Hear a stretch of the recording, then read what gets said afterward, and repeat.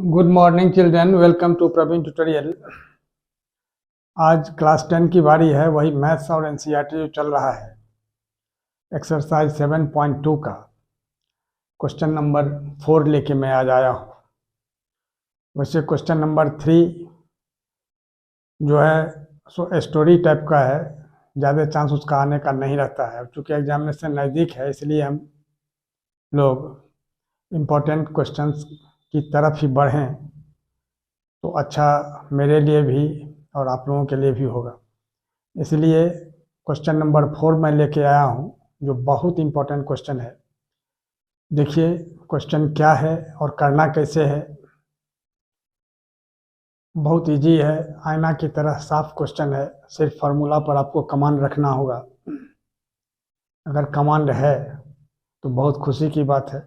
देखिए क्वेश्चन क्या कह रहा है, करना कैसे है।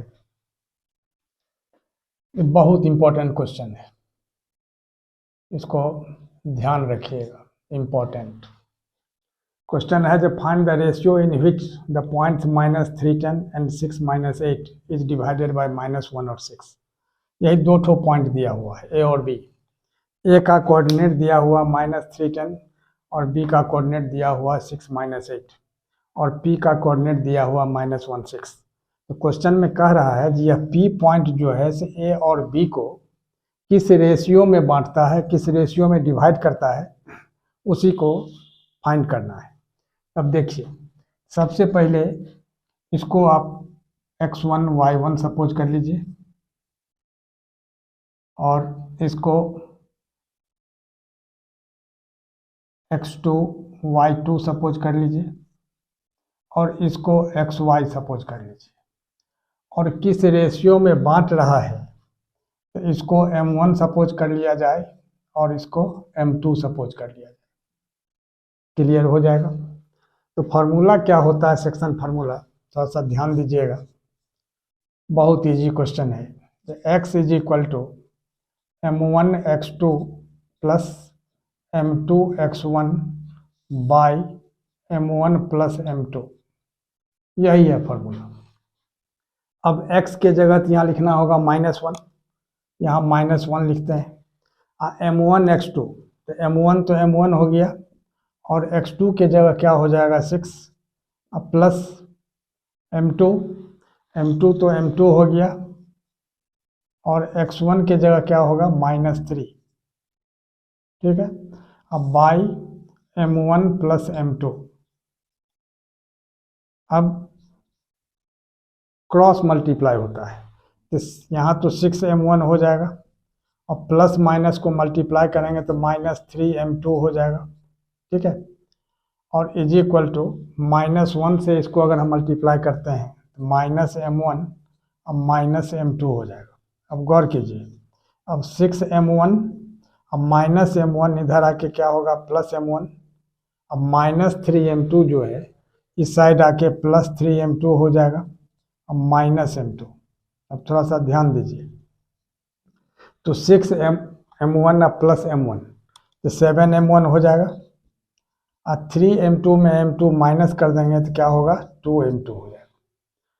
तो m1 बाई m2 निकालना है, यानी m1 और m2 का रेशियो निकालना है। तो क्या होगा 2/7। यहाँ बहुत स्टूडेंट कंफ्यूज कर जाते हैं, 7/2 कर देते हैं। तो ध्यान ये रखना है कि m1/m2, m1 अगर लेफ्ट साइड वाला ऊपर लिए हैं तो इक्वल के बाद राइट साइड वाला ऊपर जाएगा, यानी 2 ऊपर जाएगा 7 ऊपर नहीं जाएगा, यानी m1/m2 इज इक्वल टू 2/7।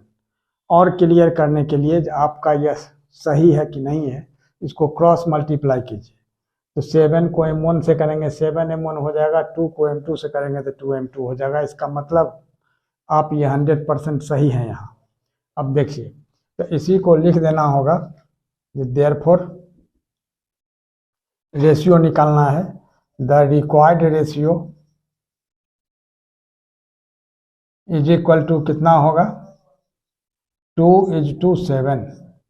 ठीक है। तो यह होगी आपको x से, और y से भी निकाल के आप वेरीफाई कर सकते हैं जो 2:7 ही आ रहा है या नहीं। अगर नहीं आ रहा है 2:7 इसका मतलब कहीं गलत है। किस में? एक्स वाला में या वाई वाला में। तो इसीलिए इसको वाई से भी करके देख लिया जाता है। अब वाई का फार्मूला क्या होता है सो देखिए। वाई का होता है m1 y2 plus m2 y1 by m1 plus m2।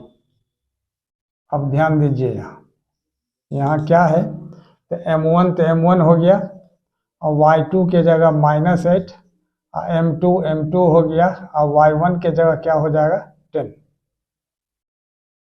ठीक है, क्या है m1 y2 तो -8 और m2 y1 यानी m2 इंटू 10 अब बाई m1 प्लस m2। ठीक है, और y का जो वैल्यू दिया हुआ है 6, आप यहाँ भी लिख सकते हैं, यहीं लिख दीजिए 6 इज इक्वल टू, ज़्यादा अच्छा रहेगा। ठीक है, तो अब क्रॉस मल्टीप्लाई अगर हम करते हैं तो -8m1 plus 10m2 is equal to कितना होगा 6m1 प्लस 6m2। थोड़ा ध्यान देना है। अब -8m1 है, अब -6m1, इधर क्या है 6m2 अब -10m2। थोड़ा ध्यान देना है, बहुत ज़रूरी है। अब 8 और 6 को अगर हम ऐड करते हैं, दोनों माइनस है, तो -14m1 इज इक्वल टू, अब 6 में से 10 माइनस करते हैं तो क्या होगा -4m2। माइनस माइनस कैंसिल हो जाएगा, यानी m1 by m2 is equal to कितना हो गया 4/14। इसको अगर हम कैंसिल करते हैं तो 2 2 जा 4 और 2 7 जा 14, यानी 2:7। यहाँ भी 2:7 आया और यहाँ भी 2:7 आया। इसका मतलब ये हुआ कि आप 100% सही हैं, इसमें कोई डाउट नहीं है। अब देखिए, यहाँ भी आपको लिख देना होगा देयरफॉर द रिक्वायर्ड रेशियो, या नहीं भी लिख के यहाँ आंसर आप छोड़ सकते हैं। और इसी तरह से आपको क्वेश्चन नंबर 4 सॉल्व करना है। अब आगे देखिए, अब देखिए क्वेश्चन नंबर 5। क्वेश्चन नंबर 5 है जो find the ratio in which the line segment joining A 1 - 5 and B -4 5 is divided by the x axis. Also find the coordinates of the point of division. तो सबसे पहले इसमें समझना यह है कि दो ठो पॉइंट दिया हुआ है। एक पॉइंट है A जिसका कोऑर्डिनेट है 1 - 5, दूसरा पॉइंट है B जिसका कोऑर्डिनेट दिया हुआ -4 5, और P एक ठो पॉइंट है A और B के बीच में कहीं भी। और इस P जो या P पॉइंट जो है सो एक्स एक्सिस पर है, और यह जानना बहुत जरूरी है कि एक्स एक्सिस पर अगर कोई पॉइंट होता है तो उसका कोऑर्डिनेट होता है x0। अगर वाई एक्सिस पर कोई पॉइंट होता है तो उसका कोऑर्डिनेट होता है 0y। y 0 नहीं होगा, वहाँ 0y हो जाएगा, याद रखिएगा। सबसे पहले तो यह P जो है एक्स एक्सिस पर है तो x0 हो जाएगा, और यहाँ हो गया x1 y1, और यहाँ हो जाएगा x2 y2। ठीक है, और यह रेशियो जो है इसको m1 और m2 कर देते हैं। ठीक है, तो कह रहा है क्या, किस रेशियो में बांटता है। इस क्वेश्चन में यही कह रहा है किस रेशियो में बांटता है उसको पता करने के लिए, और इसके बाद ये P का कोऑर्डिनेट भी पता करने के लिए। तो सबसे पहले सॉल्यूशन में क्या करना होगा, ध्यान दीजिएगा थोड़ा सा, जो the coordinates of the point P on X axis is equal to x0। अब x0 जैसे यहाँ x1 y1 है, x2 y2 है, तो यहाँ xy लिखा जाएगा। तो y का कोऑर्डिनेट मान y कोऑर्डिनेट जो है सो 0 है। यहाँ y कोऑर्डिनेट को ऑर्डिनेट भी बोला जाता है, x कोऑर्डिनेट को एब्सिसा बोला जाता है। तो y कोऑर्डिनेट यहाँ दिया हुआ है 0, तो y का फार्मूला लगाना होगा वही सेक्शन फार्मूला से। तो y इज इक्वल टू क्या होता है m1 y2 plus m2 y1 by m1 plus m2। थोड़ा सा ध्यान दीजिएगा, और y का वैल्यू यहाँ क्या दिया हुआ है 0, यानी 0 इज इक्वल टू m1 और y2 के जगह क्या होगा 5, m1 इंटू 5 अब प्लस m2 हो गया, और y1 के जगह क्या होगा -5। ठीक है, अब divided by m1 plus m2। अब देखिए गौर करके, अब इसमें क्या है जो क्रॉस मल्टीप्लाई करना होगा। तो क्रॉस मल्टीप्लाई करने के लिए क्या होता है, जो जीरो से अगर मल्टीप्लाई करते हैं m1 प्लस m2 तो जीरो हो जाएगा। और इसको अगर हम यहाँ जीरो का मतलब 0/1 हो गया, तो इसको अगर हम इससे मल्टीप्लाई करते हैं तो 5m1 और माइनस 5m2। क्यों? क्योंकि प्लस और माइनस को मल्टीप्लाई करेंगे तो माइनस होगा, is equal to 0 into this much, यानी क्या हो जाएगा? 0 हो जाएगा। याद रखिएगा। अब this implies 5m1 is equal to क्या होगा? 5m2, क्योंकि माइनस है, इधर आके क्या होगा? प्लस। तो m1/m2 इज इक्वल टू क्या होगा? गौर कीजिए, 5/5, यानी ये कैंसिल होके क्या होगा? 1/1, यानी 1:1 इसका रेशियो हो गया। अब इसमें कह रहा है जो फाइंड द रेशियो, तो देयरफॉर यहाँ क्या करना होगा? लिखना होगा देयरफॉर द रिक्वायर्ड रेशियो, यानी जो रेशियो हमको चाहिए, required ratio is equal to क्या होगा? 1:1। एक आंसर आपका क्लियर हो गया। अब आगे देखिए, अब क्या कह रहा है? जो also find the coordinates of the point of division. तो coordinates of the point of division यानी 1:1 जब हो गया यहाँ, गौर कीजिए, 1:1, तो इसका मतलब क्या हुआ?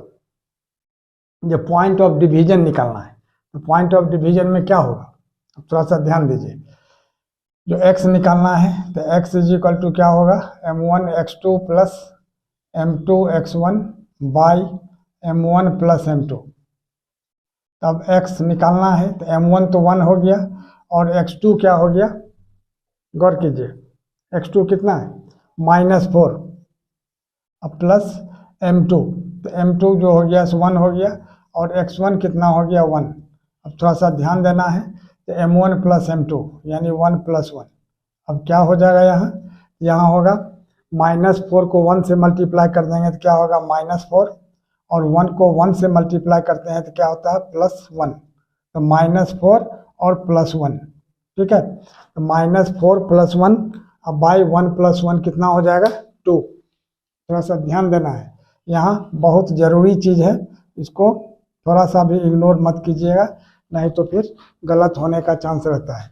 यानी क्या होगा? -4 अब +1 अब बाई 1 + 1, यानी क्या हो जाएगा? 2, यानी क्या होगा?